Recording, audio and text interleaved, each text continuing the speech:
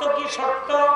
শর্ত হইল আমার নবীর দুশমনের লগে সম্পর্ক কি আলাদা করবেন না রাখবেন? ছেলে মেয়ের শর্ত দিচ্ছেন যে ইন্টারমিডিয়েটে তোমার রেজাল্ট যদি ভালো হয় ল্যাপটপ কিনে দিব, তোমার মোটরসাইকেল কিনে দিব। শর্ত হইল রেজাল্ট ভালো করানো লাগবো। আল্লাহকে আমি শর্ত দিলাম উলাইকা কাতাবা মানে লিখে দিব ফি কুলুবিল মুলিমা, তোর কালবের মধ্যে ঈমান লিখে দিব। শর্ত হলো আমার নবীর দুশমনের লগে সম্পর্ক রাখা যাবে না।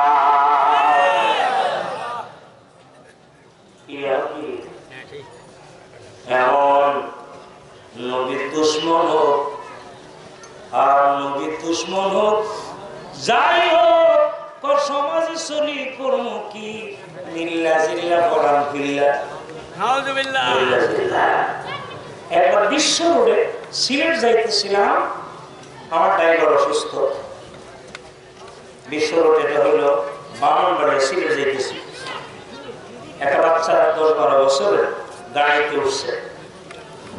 গাড়িতে উঠা বলতেছে আমি একটা গান বলবো, আমি এতিম মানুষ, এতিম শুনে মানুষের মন নরম হয়েছে। গান টান দিছে, চোখ লাগে আসছে, হলি সিটি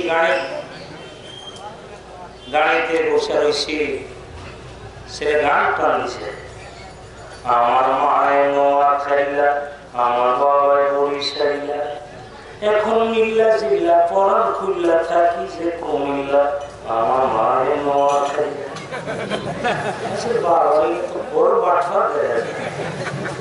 মায়ের কোন জায়গায়? মা কোথায়? নোয়া খাইলা। বাবা মিলাইছে কেমন? মায়ের নোয়া খাইলা, হ্যাঁ, বাবার বরিশাইলা, এখন মিল্লা জিল্লা পরান খুল্লা থাকি যে কমিল্লা।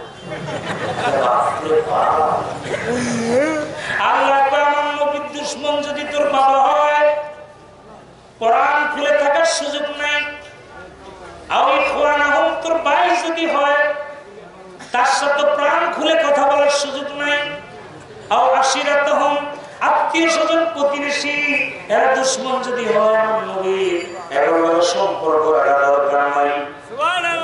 আর সোজা কথা জামাই বউ ঝগড়া হয়েছে যে টাকা পয়সা সব পাস করে দেয়, তাদের বাড়িতে আসে রাগারাগি এসে বউ বেশি গে তো বলতেছে দেখো তোমার জন্য আমার দরজা খোলা, তবে ওই বাড়ি ছাড়ানো লাগবো, ওই বাড়ি ছাড়ানো লাগবো।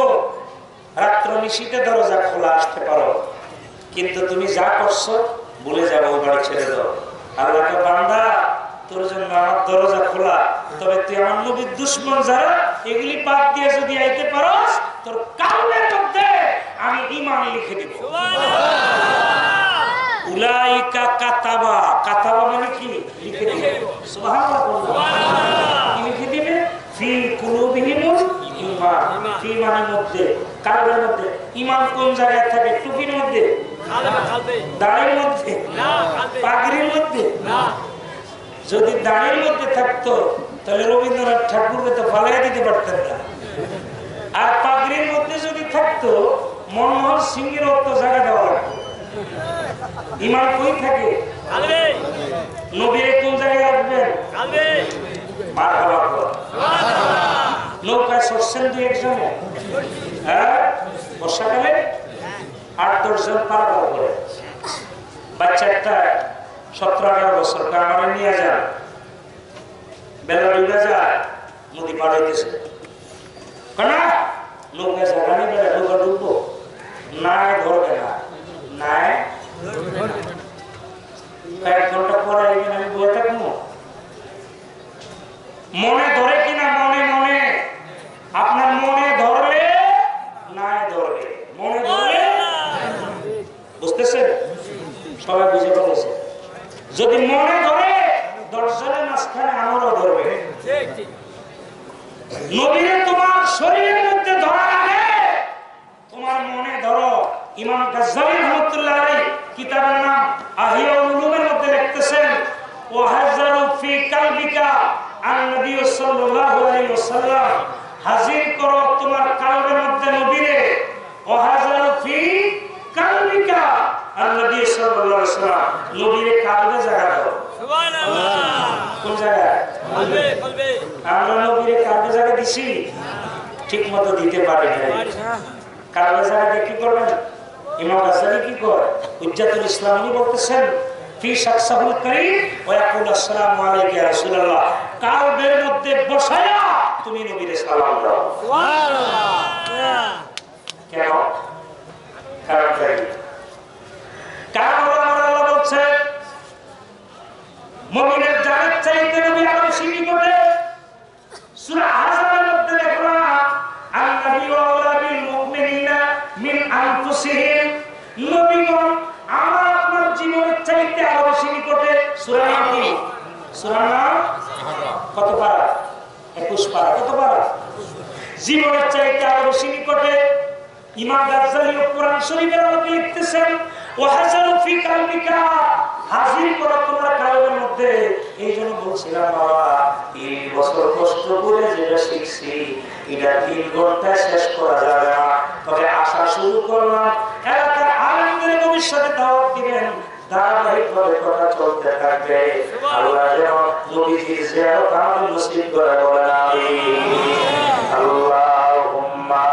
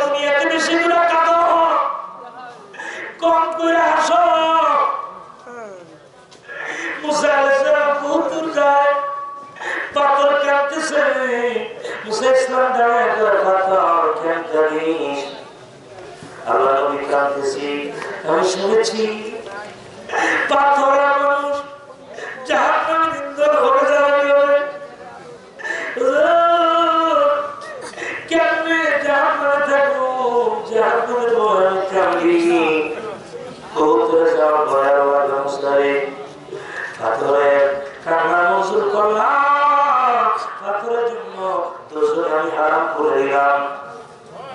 মুসা আলাইহিস সালামের শিকার পাথর, তোর কপাল ভালো, তোর জন্য জাহান্নামের আগুন হারাম হয়ে গেছে। আল্লাহ বলছে জাহান্নামের আগুন হারাম। পাথরে কান্না বেড়ে গেল, বেশি করে কাঁদতেছে। মুসা আলাইহিস সালাম পাথর রে, খবর শুনে তো আনন্দ করবি, কেন কাঁদিস? তোর জন্য জাহান্নাম। আমি বুঝেছি কাঁদলে মাওলা রাজি হয়, কান্নার কারণে জাহান্নাম হারাম হয়ে গেল। এতদিন কাঁদছি জাহান্নামের ভয়ে, এখন আমি কাঁদবো আমার আল্লাহকে রাজি করাইবার জন্যে।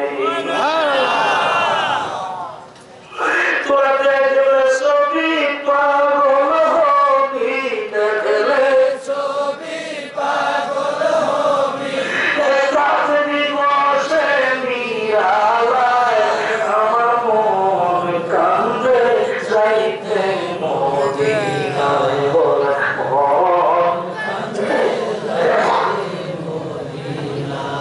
ও দয়াল নবী গো, আমার মন কান্দে যাইতে মদিনায়।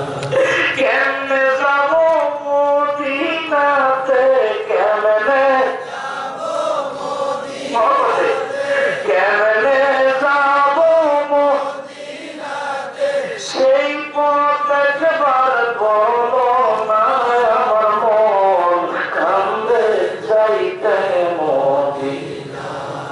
মন কান্দে যাইতে মদিনায়। মদিনার বাসিন্দা যারা,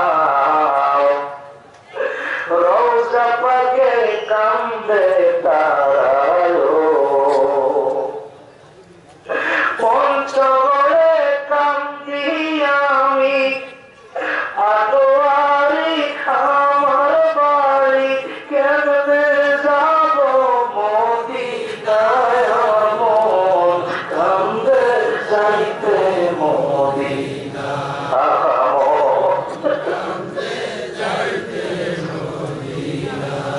কেমনে যাব মদিনাতে, কেমনে যাব মদিনাতে, সেই পথ একবার বলো না। আমার মন কান্দে যাইতে মদিনায়। নাইকো টাকা নাইকো করি, আমি কেমনে যাই মদিনায় পারি। ও নাইকো টাকা নাইকো করি, আমি কেমনে যাই মদিনায় পারি। গরিব আমি বাংলায় বাড়ি, গরিব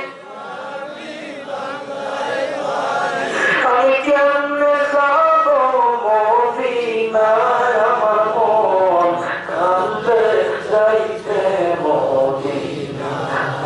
মন কান্দে যাইতে মদিনায়।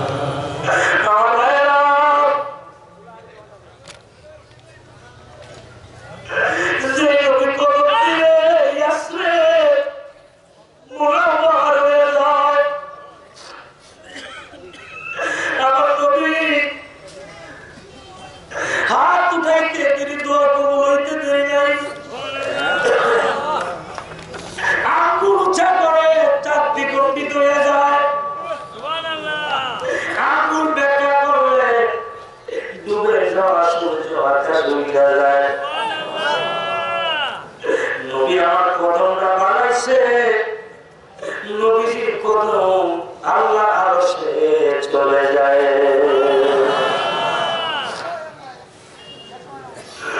আমার আপনাদের বাইরে সমস্ত নবীদের দাওয়াত আর আমাদের নবীর দাওয়াতের মধ্যে একটু বেশ কম আছে। আদম আলাইহিস সালামের দাওয়াত লা ইলাহা ইল্লাল্লাহু আদম সফিউল্লাহ। ও বাবা আদম, আমরা যে আল্লাহর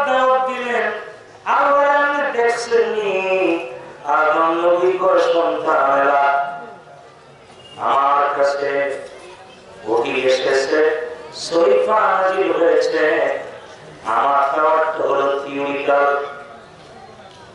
ইব্রাহিম আলাইহিস সালাম মুসলমান জাতির পিতা ও বাবা লা ইলাহা ইল্লাল্লাহ ইব্রাহিম খলিলুল্লাহ আমার দাওয়াত দিন আল্লাহ দেখছেন আমার কাছে শরীফা নাজিল হয়েছে আমার দাওয়াত থিওরিক্যাল সব নবীরা দাওয়াত দেন ওহি আসছে মুসা আলাইহিস সালাম তাই বললেন দাউদ নবী বলেন ঈসা নবী বলেন কিতাব নাযিল হইছে আমাদের নবীর প্রশ্ন করি ইয়া রাসূলুল্লাহ আপনি যে দাওয়াত দিলেন লা ইলাহা ইল্লাল্লাহ মুহাম্মাদুর রাসূলুল্লাহ আপনি কি আল্লাহর দেখছেন নাকি নবী দাওয়াত দিল থিওরিক্যাল এবং প্র্যাকটিক্যাল আমার কাছে ওহি নাযিল হইছে কোরআন নাযিল হইছে আবার আল্লাহ আমার দাওয়াত দিয়ে নিছে দাওয়াত দিয়ে নিয়া আল্লাহ আমার দেখা দিছে অন্য নবীদের দাওয়াত ছিল থিওরিক্যাল আর আমাদের নবীর দাওয়াত হইল প্র্যাকটিক্যাল